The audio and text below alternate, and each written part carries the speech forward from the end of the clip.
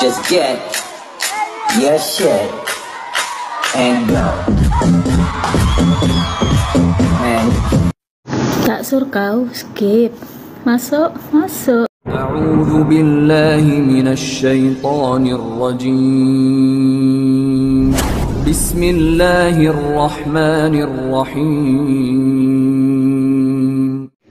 Terus kenapa Muhammad tidak terkemuka padahal dia nabi buat kalian dan hanya tukang kawin di Kristen? Jo 07 sebenarnya tak suruh kali aku membaca kalimat terakhir ini ya, karena kayak menunjukkan kurangnya pendidikan atau minim etika ya, kayak macam cap-cap di pasaran gitu loh. Tapi gak apa-apa, aku maklum. Cinta Nabi Muhammad itu justru sangat terkemuka, dan bukan hanya Nabi Muhammad, Nabi saja yang terkemuka dalam agama Islam. Kita meyakini, kita percaya bahwa semua Nabi, Rasul ataupun utusan Tuhan itu adalah orang-orang yang terkemuka. Ada satu surah di dalam Quran namanya Al-Anbiya. Kalau kita baca itu semua secara keseluruhan, jangan separuh-paruh ataupun seayat-seayat, kita akan paham bahwa mereka memang orang-orang terkemuka. Terkemuka di sini artinya adalah orang-orang yang disegani, termasyur, tersohor gitulah. Karena apa? Karena mereka mempunyai kelebihan gitu ya kan. Bukan terdepan, karena kemarin ada yang ngotot di pipiku, kalau sudah terkemuka itu udah gak ada lagi di depannya katanya. Itu termuka, cinta. Jangan kita salah paham dengan arti awalan di sini. Dulu belajar di SMP kan, ternyata masih banyak yang belum layak tamat SMP loh. Di SMP dipelajari itu Medi Peketer Berperse ya kan, guru-guru bahasa Indonesia. Mana suaranya?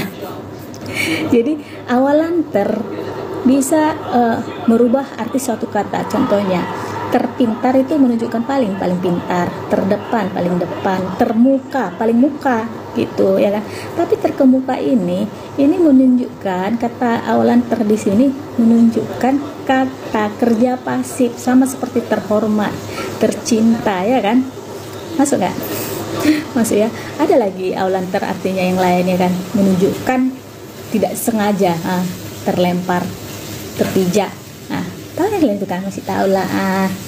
Jadi bahkan beliau Nabi Muhammad itu disebut sebagai Nabi Ulul Azmi karena kesabarannya luar biasa. Terkemuka seperti apa Nabi itu? Kekayaannya juga luar biasa loh. Terkemuka dia karena kekayaannya dari perdagangannya gitu ya kan. Terkemuka karena powernya dalam memimpin perang. Pokoknya jangan khawatir lah. Kalau kau baca lagi di Ali Imran ayat 31, wow, ternyata luar biasa keterkemukaannya daripada nabi-nabi yang lain. Ya, masuk ya cinta. Jadi kalau kulihat kenyataanmu yang terakhir ini, tunggu dulu, ada lagi. Jadi memang sangat beda di dalam agama Islam ini. Kita itu wajib mengetahui, wajib menghormati nabi-nabi kita. Nabi besar banyak nabi, tapi 25 nabi besar ini wajib kita ketahui gitu. Kalau sebelumnya nggak ada itu, karena nggak kau pelajarinya, makanya kau pindah agama, tidak masuk kurikulum. Cinta itu loh maksudnya, kau pelajarinya. Tapi yang nabi-nabi yang di sana itu tidak masuk kurikulum, nggak ada suatu kewajiban untuk kita mengetahui kisahnya, ya kan. Dan cara kita menghormati nabi kita juga beda. Kita sebutkan alaihi salam, ya kan. Di akhir semua kata, di akhir semua nama nabi kita itu, ya. Masuk kan. Jadi cinta, soal ini yang pernyataan terakhirmu ini tukang kawin, di dalam agama Kristen di Alkitab sangat banyak tokoh-tokoh yang dipuja-puja di situ, yang dijadikan sebagai panutannya ataupun yang menjadi topik sering ulasan. Bahkan bukan hanya tokoh aja, nabi melakukan praktik poligami. Ada yang beratus, bahkan berselir-selir juga. Selain punya istri banyak selirnya, itu rasa kalian biasa aja gitu. Nabi juga berpoligami. Ada juga nabi yang menikahi kakak adik kandung, itu biasa aja kalian merasa. Lebih dari 4, 5, 6 banyak itu. Ada juga nabi yang memperistrikan di bawah umur, tapi itu nggak ada, slow aja, nggak masalahnya kalian rasa kan. Tapi pada saat giliran kalian lihat Nabi Muhammad berpoligami, itu tuh kayak meronta-ronta rasanya kalian. Itu kenapa? itu karena ada sesuatu di dalam hati yang namanya kebencian gitu loh. Jadi kebencian itu jangan dipelihara. Cinta itu nggak pernah akan menguntungkan, pasti kerugian. Kenapa? Setiap kebencian ada di hatimu, maka tubuhmu akan memproduksi hormon yang namanya kortisol. Hormon stres itulah yang memacu penuaan dini, ya kan?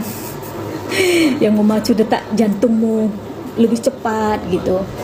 Nah, hatimu itu pun menguning lama-lama gitu loh cinta. Jadi aku bukan hanya bilang untuk dirimu oten oknum Kristen ternyata singkatannya kan, karena nggak semua Kristen seperti itu, otennya aja oknumnya ya. Jangan kau tanamkan kebencian. Kalau kau tidak paham, ya udah biarin ya kan, nggak usah ngoceh-ngoceh kau begini, kau pengkhianat apa segala macam, biarin dia menjalankan keyakinannya. Aku bilang juga sama teman-temanku seiman, nggak usah kita benci mereka, walaupun karena banyak di videoku komentar-komentar yang pedas-pedas yang tak enak itu, aku nggak akan pernah benci cinta, karena aku nggak mau sakit, ya kan? Itu untukmu, biarin. Kau mau kasih aku racun supaya aku mati, nggak bisa. Ada antidotum, tahu antidotum kan, ada penawarnya. Itu kau kasih aku racun tapi kau yang metong. Masuk kan? Thank you.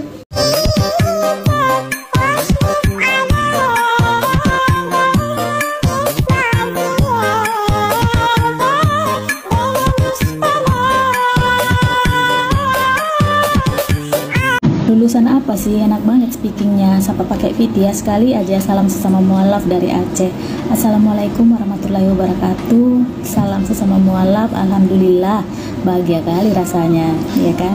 Tiap hari bertambah-tambah kawan kita. Vicky, thank you. Aceh ya. Kita udah pernah ke Aceh, tepatnya di Banda Aceh. Habis itu nyebrang kita ke Sabang. Ramah-ramah orangnya, bersih lingkungannya, enak lah semuanya.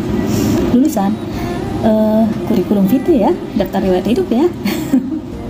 Oke, kita ceritakan. SD, langsung SD, nggak ada TK dulu. Akunya ya, TK sudah ada tapi masih sangat jarang. Itu hanya ada di kota, di kampung seperti kampung kami belum ada. Jadi satu kelas itu semua nggak ada yang TK dulu. SD Negeri Matio, Kecamatan Balige, Kabupaten Tapanuli Utara saat itu. Sekarang sudah pada pemekaran. Terakhir yang ku dengar kabarnya udah jadi Kabupaten Toba dia, Toba.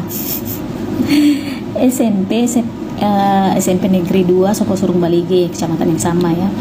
SMU atau SMA itu SMU Negeri 2 Sokosurung Balige, sama kecamatannya juga. Lanjut kuliah, ngambil D3 keperawatan Akper Depkes RI Medan di bawah naungan Kemenkes ya kan. Kemudian lanjut S1-nya di Stikes Sumatera Utara. Itu dia soal pendidikan mengenai speaking. Sebenarnya sih otodidak ya.